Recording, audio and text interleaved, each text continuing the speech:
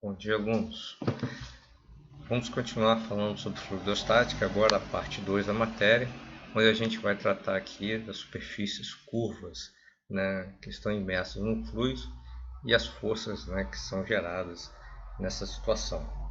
Então, essa é uma situação, essa, né, é um caso comum da indústria, né? Você tem aí casos de barragens, represas, tanque de armazenamento, cascos de navio, né, tubulações, uma série de equipamentos, acessórios, dispositivos que, né, eventualmente contém fluido e o recipiente que contém fluido ele tem uma superfície cilíndrica ou uma superfície, né, inclinada lá, curva, qualquer. Então, vamos avançar um pouco aqui.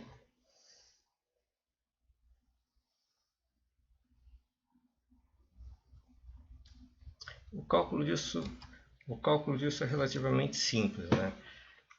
Essa superfície curva ela é projetada nos planos vertical e horizontal, né? E a partir dessa superfície projetada, calcula-se a força resultante, né, na horizontal e na vertical, e com essas forças resultantes verticais e horizontais, vertical e horizontal, calcula-se a força resultante total, que é mais ou menos isso que está mostrando aqui, ó, tá? Então vamos ver a figura, próxima figura. Nessa figura aqui, né, você tem um fluido dentro de uma tubulação e pegou aqui um quarto, né, da tubulação como exemplo, com a superfície curva, né? Uma coisa interessante aqui a gente calcula a resultante na vertical e na horizontal, tá? Para usar naquela fórmula, né? Força resultante é igual a total é raiz quadrada do quadrado da força horizontal mais o quadrado da força vertical. E sabendo isso, é possível obter aqui o escalar, né? E também a direção e o sentido da força resultante total.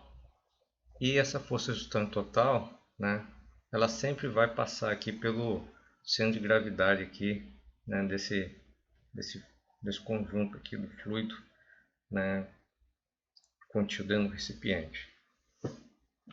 Aqui, né, tem uns valores aqui porque são empregados nesse exercício, exemplo que está aqui embaixo.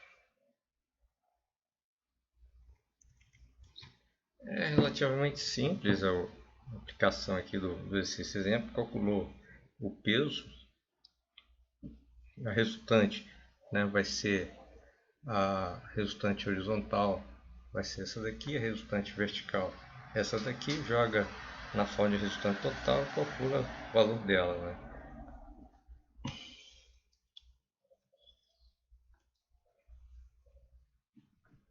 Vamos agora falar sobre empuxo, flutuação e estabilidade.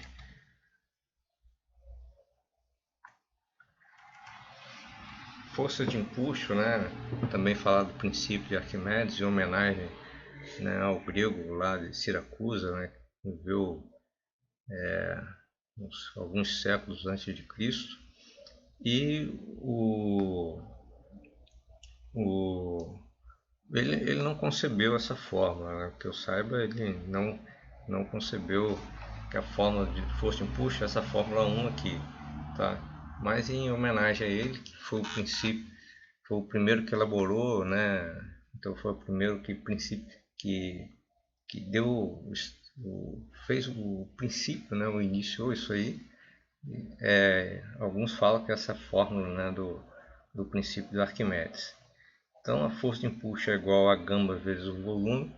Aqui está mostrando uma sequência, né, de como achar essa fórmula, mas existem outras, tá? E até mais simples do que essas aí. O pessoal da física utiliza muito, né? Você pega aquela fórmula do Pascal, pressão igual a força sobre a área, e depois pega a equação de Stevin, que é pressão igual a gama vezes H, né? Iguala as duas, sabendo que o gama vezes o H vezes a área é o volume, você vai ficar com isso aqui, gama vezes volume, que é igual a força. Nesse caso aqui, a força B representa a força de empuxo. O empuxo é sempre uma força horizontal, né, para cima, ok? Porque ela passa pelo centro, né, geométrico ali do objeto, ou seja, ela empurra o objeto para fora, ela passa sempre pelo centroide. Vamos avançar aqui. Aqui essa figura mostra aí, né, um objeto imerso no meio fluido, aí mostra diversas forças atuando, as forças externas F1 e F2, né, em Z, as forças externas F3 e F4 em Y, né, a força peso, okay? E aqui a força de empuxo atuando, né, na direção do centroide aqui.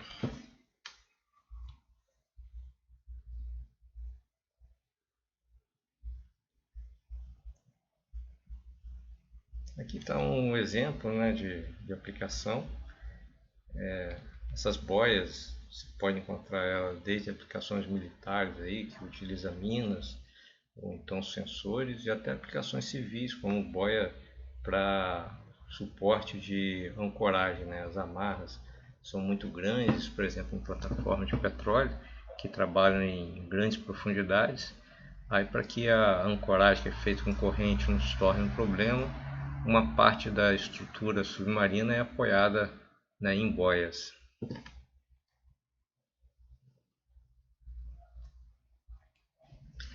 Então é um cálculo de estática, né, de sólidos, é muito fácil de fazer, é trivial, né, para não querer ser muito soberbo, né, mas é um cálculo trivial. Então você calcula a força de empuxo, calcula a força peso, subtrai um do outro, você tem aqui a tensão ali naquele cabo.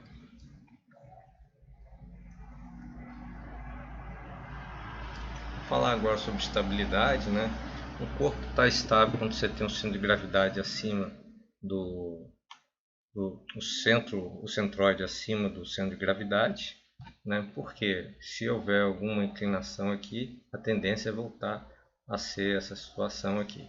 Quer dizer, a própria força vezes distância aqui, que dá o momento, né, de giro, o momento de restauração, vai causar, né, essa situação à direita, né, voltar a ser igual à da esquerda.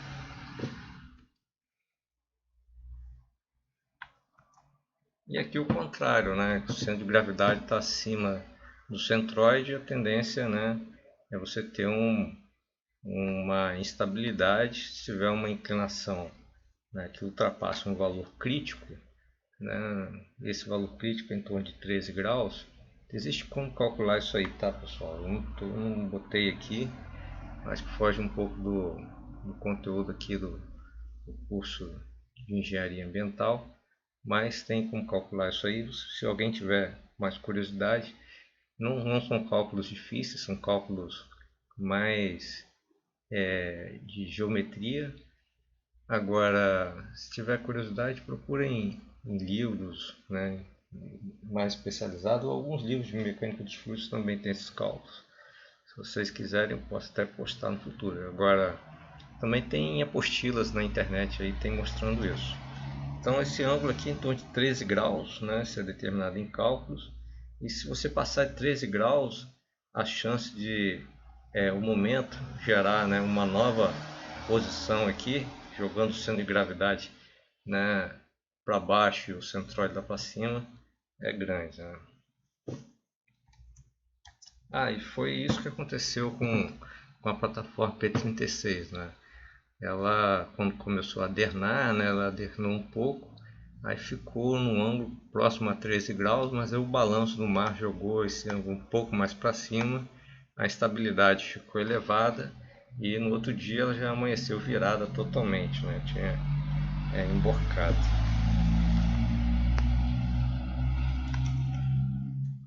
Aqui trata, né, desse assunto, estabilidade, vocês dão uma lida no texto aí, por favor.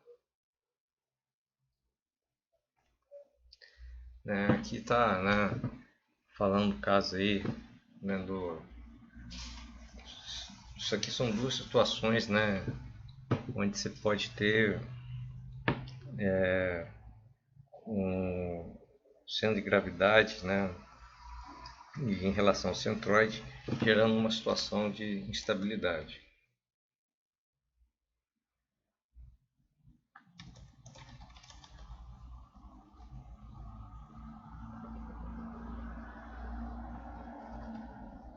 Vamos continuar aqui, por favor. Bem, aqui a gente vai falar agora sobre, né, a variação de pressão no fluido em movimento, né, dentro de um corpo rígido, que é um reservatório. Então, se você tem, por exemplo, né, um caminhão-tanque, né, e esse acelera, tá? É óbvio que o líquido que está ali dentro do tanque, ele vai ser jogado para a parte de trás. E vai ficar parecido com uma situação semelhante a essa daqui, ó. Não, aqui botou num formato qualquer, né? Tá o reservatório, mas vai ficar algo parecido com isso aqui. É importante a gente ter a ideia que as linhas de pressão constante elas ficam paralelas à superfície e que a superfície agora ela está inclinada, né, em relação ao que a gente imaginaria, né, em relação ao plano normal, tá? Então essa inclinação, né, da superfície é o dz dy e achar essa relação dz dy é muito importante, é o objetivo aqui dos cálculos. Mas como é que a gente faz isso? A gente utiliza essa equação 3 aí, que a gente já viu isso lá na primeira parte da fluidostática, aquela equação geral né, da fluidostática, só que aqui a gente não vai, né, gerar o AY, né, porque agora o fluido está com um movimento numa direção. Tá? O AX a gente vai considerar zero porque ele só está indo em uma direção, né? Ele não está fazendo um zigue-zague, não está fazendo curva. Certo? Então isso aqui a gente vai considerar zero, vai trabalhar com esses aqui e com esse aqui. O AZ a gente vai, né, manter, tá? A gente vai ver mais à frente por quê. Então a gente trabalha agora com essas duas equações e, né, usando aqui usando a regra da cadeia, né, a gente chega a essa equação aqui que substitui com aquela equação 5 e 6 que a gente viu anteriormente e vai chegar a essa relação aqui na superfície, né? A gente sabe que isso aqui é igual a zero, chega nessa relação na superfície, sabe que a pressão é igual a zero, né? Então chega essa relação aqui, tá? Não só na superfície, né? Ao longo de uma linha de pressão constante, né? Então chega na relação 8. E essa relação 8 é que normalmente a gente utiliza aí nos exercícios, né, e nos trabalhos envolvendo, né, esse tipo de situação, que é o fluido, né, que está com a superfície inclinada devido a uma aceleração. Então vamos ver o exemplo aqui.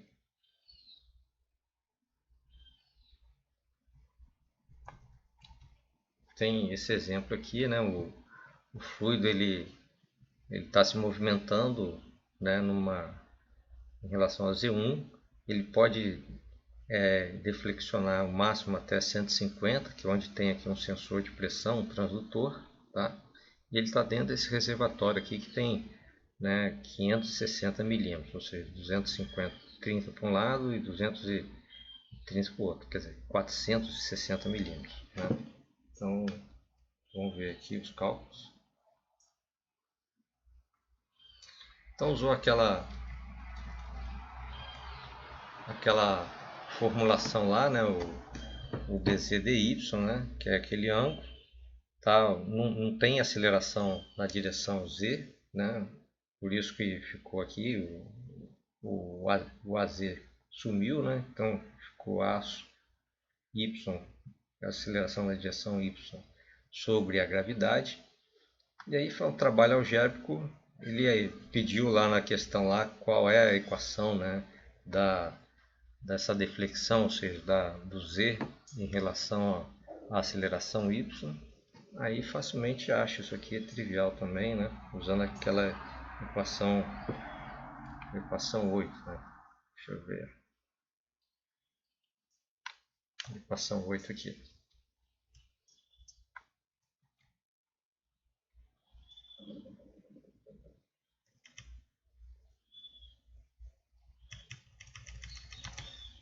Aí ele pede aqui para saber, né, qual o valor da aceleração, né, quando a deflexão, né, o z chega a 150 milímetros. Aí é só substituir naquela equação lá e, né, o valor da aceleração é facilmente calculável. Deu aqui 6,40. Ele também pediu qual o valor da pressão, né? É só fazer a equação da pressão em função da aceleração, né? Então substitui aquela equação lá no gama vezes H, né? Sendo que o H nesse caso vai ser o H inicial menos o H que está variando aí ao longo do processo aí, tá certo? Isso corresponde ao Z1.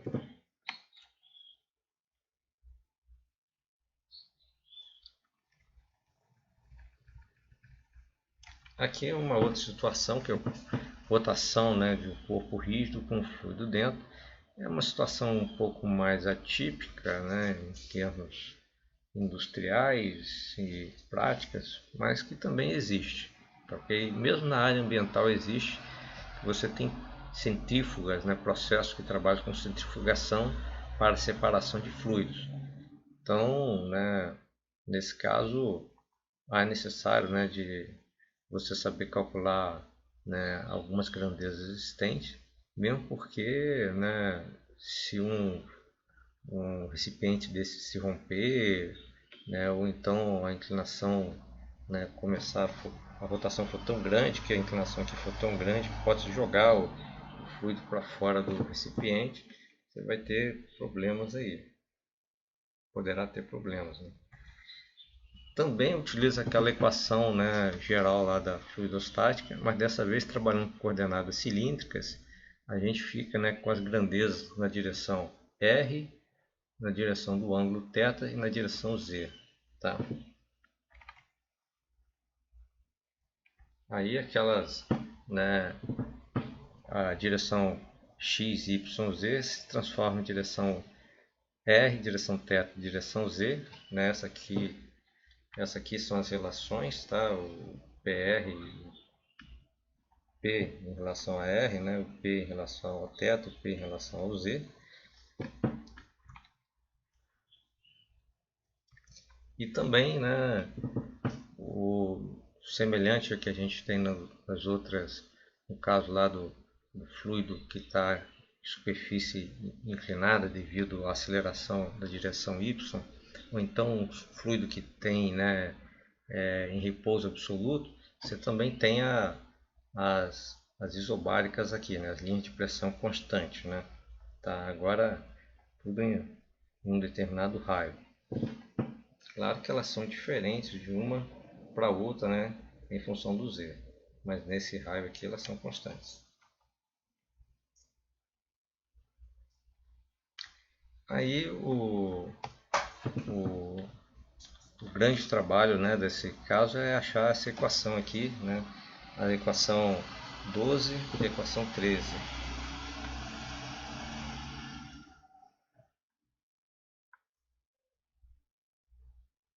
Tá? Equação 12 e equação 13, que a gente pode aplicar aí nos exercícios. Tá? Então aí o exercício, né, número 4, por exemplo, né, ele pede para calcular uma relação, né, aqui, ó. Qual a relação entre a mudança de nível do líquido e a velocidade angular, né? É quase que uma solicitação direta para calcular, usar a equação 12, que é onde você tem aqui o nível do líquido, né? Tá aí a velocidade angular, e aqui, né, você pode considerar a condição inicial como o H inicial, né? E aqui vai ser o H qualquer, o H final.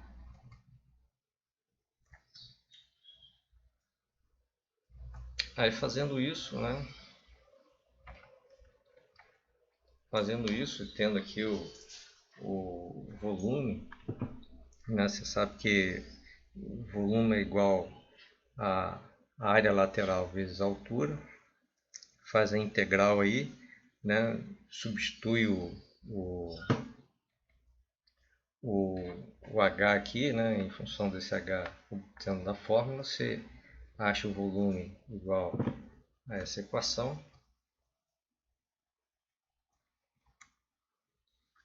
E, né, comparando lá a fórmula do volume com aquela fórmula, né, integrada, a gente acha essa relação aqui, que é a relação pedida no exercício, né, tá? Que é a altura em relação à velocidade angular. Tá?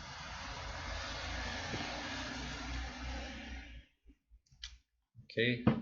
Então, um abraço a todos aí.